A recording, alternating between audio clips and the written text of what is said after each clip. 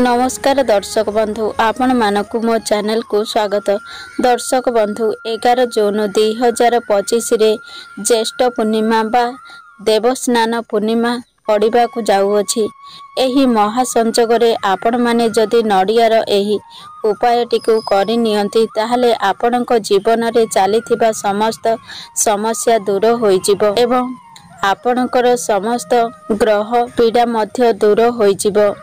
आपणक जीवन रे जदि शत्रु भय लागी रहिछि ताहा मध्य दूर होई जिवो। तेबे दर्शक बंधु आसंतु जानिबा नडियार केउ उपाय करिबा द्वारा जीवन रे सुख समृद्धि आनी थाए। दर्शक बंधु आपणक जीवन रे जदि शत्रु बढ़ी जाइछि प्रत्येक क्षेत्र रे असफलता सृष्टि हेउछि आपणकर उन्नतिर बाट धीरे धीरे बंद होई जाइछि।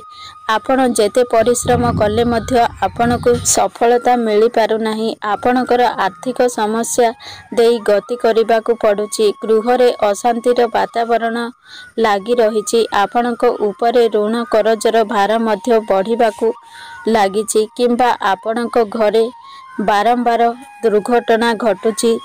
केबे काहाकू आघात लागिबा केबे काहार स्वास्थ्य खराब हेबा एही बड़ी संकट जदि बारंबार आपणक घर ऊपर को आसुछि आपणकू जदि लागुछि आपणक घर ऊपर काहार खराब नजर पड़िछि किंबा कोनोसी कला जादूर प्रयोग करा जाइछि तेबे आपणकू नडियार एही सरल उपायटी को करिबार अछि। नडियार एही उपाय को करिबा द्वारा आपणकू ए सबु समस्या रो मुक्ति मिली जिवो।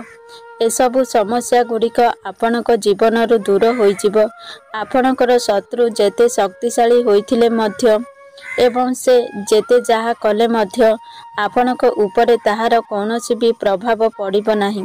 आपणकर शत्रु जेते चेष्टा कले मध्य आपणकर कोनोसी भी क्षति करि पारिबो नाही। तेबे आपणकू एही उपायटी सठिक भाबरे करिबार अछि।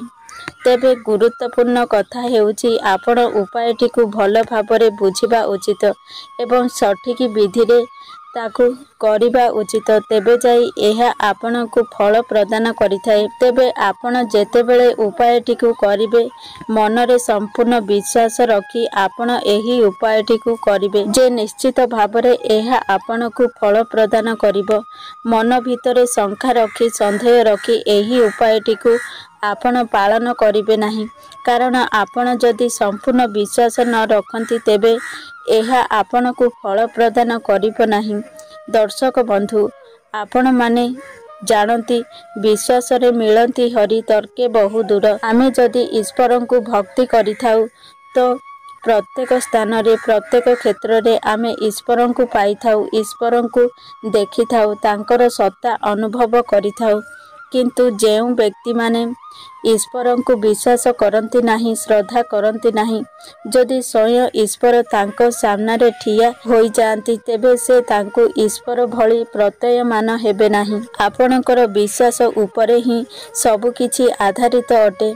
तेबे दर्शक बंधु एही उपाय पई आपण को जेउ नडिया नेबार अछि आपण माने जानिथिबे किछि नडिया सुखिला होई थाए जेउथिरे पानी नथिबो एवं को बाड़ेबा मात्रे के नडियाटी ता भितरु बाहरी आसी थाए। आपण को सही भली नडिया एही उपाय पई नेबार अछि।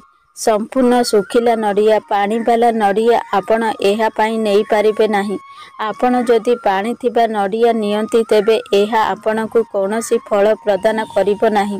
आपण को संपूर्ण सुखिला नडिया नेबार अछि तेबे एही नडियाटी को आपण जेउ दिन चाहिबे सेही दिन करि पारिबे किंतु ज्येष्ठ पूर्णिमा दिन एही उपायटी को करिले बहुत भल होई थाए। एथि पई कोनोसी निर्दिष्ट दिन किंबा बार न थाए। आपण जेउ बार रे चाहिबे सेही बार रे आपण एही उपायटी को करि पारिबे। तेबे आपण को संध्या पूर्वरु एही उपाय को करिबार अछि। संध्या परे एही उपाय को करा जाय न थाए। संध्या पूर्वरु जेकोनोसी समय रे आपण एही उपायटी को करि नेबे।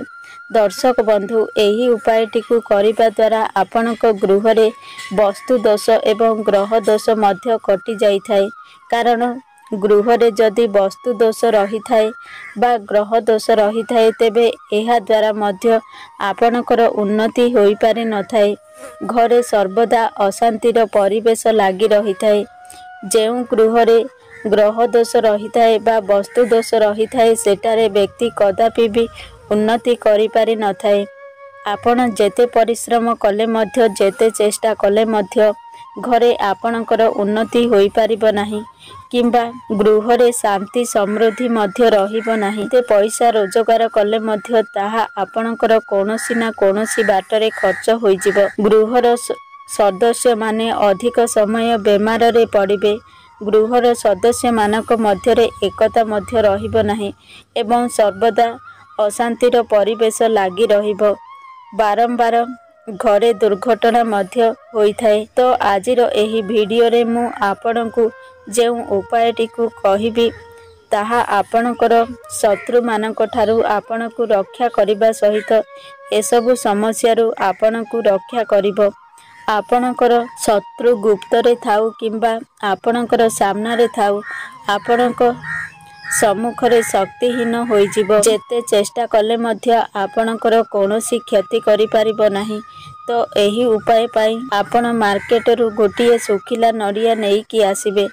ଆପଣମାନେ ହଲାଇଲେ ଜାଣିପାରିବେ ଯେ ପାଣି ନଡ଼ିଆରେ ଅଛି ନା ନଡ଼ିଆଟି ଶୁଖିଲା ଅଛି। ତ ଆପଣ ଦେଖିକି ଗୋଟିଏ ଶୁଖିଲା ନଡ଼ିଆ ନେଇ ଆସନ୍ତୁ ଏବଂ କିଛି ଚିନି ଗୁଣ୍ଡ ନେଇ ଆସନ୍ତୁ ଯେମିତି ଭଲ ଭାବରେ ଗୁଣ୍ଡ କରାଯାଇଥିବ। ତାପରେ ଆପଣ ନଡ଼ିଆଟିକୁ ବାଡ଼େଇ ତାହାର ଗୋଲାଟିକୁ ବାହାର କରିଦିଅନ୍ତୁ।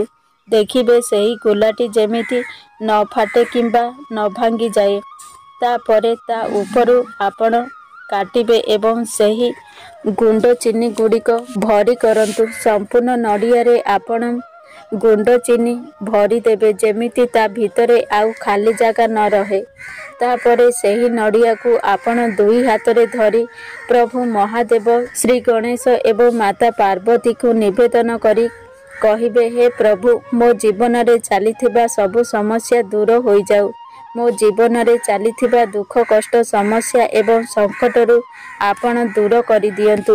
ମୋ ଜୀବନରେ ଯେତେ ଶତ୍ରୁ ଅଛନ୍ତି ସେସବୁକୁ ଆପଣ କ୍ଷୟ କରିଦିଅନ୍ତୁ। ଏହିଭଳି ଭାବରେ ପ୍ରାର୍ଥନା କରି ଆପଣଙ୍କ ଘର ନିକଟରେ ଥିବା କୌଣସି ଗଛ ମୂଳରେ ସେହି ନଡ଼ିଆକୁ ଆପଣ ପୋତି ଦିଅନ୍ତୁ। ଏତିକି ମନେ ରଖିବେ, କାଳ ଭୈରବଙ୍କର ରୂପ ହେଉଛି ପ୍ରଭୁ ଶିବ ଶଙ୍କର, ଅର୍ଥାତ୍ ପ୍ରଭୁ ଶିବ ଶଙ୍କରଙ୍କର ଅନ୍ୟ ଗୋଟିଏ ରୂପ ହେଉଛି କାଳ ଭୈରବ ଏବଂ କାଳ ଭୈରବଙ୍କୁ ଦେଖିଲେ ସବୁ ଶତ୍ରୁମାନେ ଥରହର ହୋଇଥାନ୍ତି। ତ ଆପଣ ଯଦି ମହାଦେବଙ୍କ ନିକଟରେ ପ୍ରାର୍ଥନା କରନ୍ତି ନିଶ୍ଚିତ ଭାବରେ ଆପଣଙ୍କର ଯେତେ ସବୁ ଶତ୍ରୁ ଅଛନ୍ତି ସେମାନଙ୍କର ଶକ୍ତି ନିଶ୍ଚିତ ଭାବରେ କ୍ଷୀଣ ହୋଇଯିବ। ସେମାନେ ଆପଣଙ୍କ ବିରୁଦ୍ଧରେ ଯେତେ ଚେଷ୍ଟା କଲେ ମଧ୍ୟ ଆପଣଙ୍କର କିଛି କ୍ଷତି କରିପାରିବେ ନାହିଁ। କାରଣ କାଳର କାଳ ହେଉଛନ୍ତି ମହାକାଳ। ତେବେ ନଡ଼ିଆଟିକୁ ଯେତେବେଳେ ଆପଣ ମାଟିରେ ପୋତିବେ ତେବେ ଧ୍ୟାନ ଦେବେ ଯେଉଁ ପଟୁ ଆପଣ କାଟିଛନ୍ତି ତାହା ଉପର ପଟକୁ ରହିବ, ଅର୍ଥାତ୍ ସେଥିରେ ଯେଉଁ ଚିନି ଆପଣ ରଖିଛନ୍ତି ସେଥିରୁ ଯେମିତି ତଳେ ନ ପଡ଼େ ଏବଂ ସେହି ନଡ଼ିଆଟିକୁ ଭଲ ଭାବରେ ଆପଣ ପୋତିଦେବେ ଯେମିତି ନଡ଼ିଆଟି ବାହାରକୁ ଦେଖା ନଯାଏ।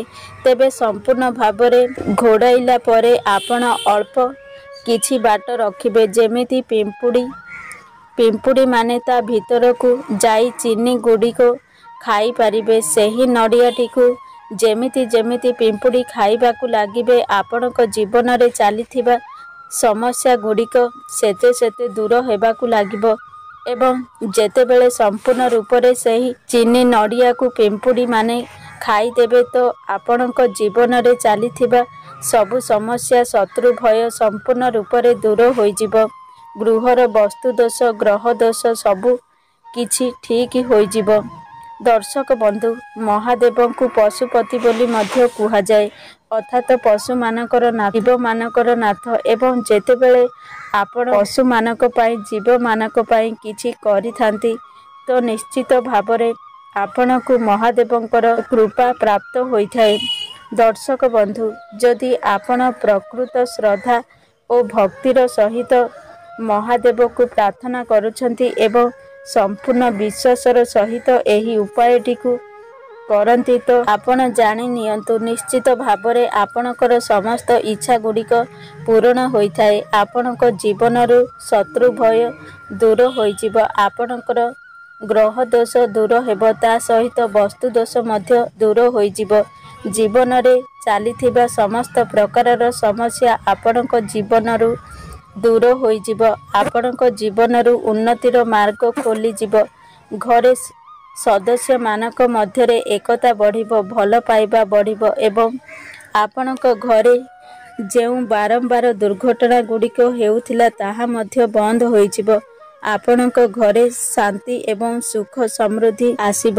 दर्शक बंधु, एही उपायटिकु आपणकु 5 दिन करिबार अछि। एही उपायटिकु एही भली भाबरे लगातार 5 दिन करिबार अछि, तेबे जाई आपणक जीवन रे सुख समृद्धि आसिब। दर्शक बंधु, जदि मो वीडियो आपणकु पसंद आसे ताहले वीडियो को गोटे लाइक करंतु एवं आम चैनल को सब्सक्राइब करंतु एवं सांग मानकु अधिक रु अधिक शेयर करंतु। एही भली मोटिवेशन वीडियो देखिया पाई। जय जगन्नाथ।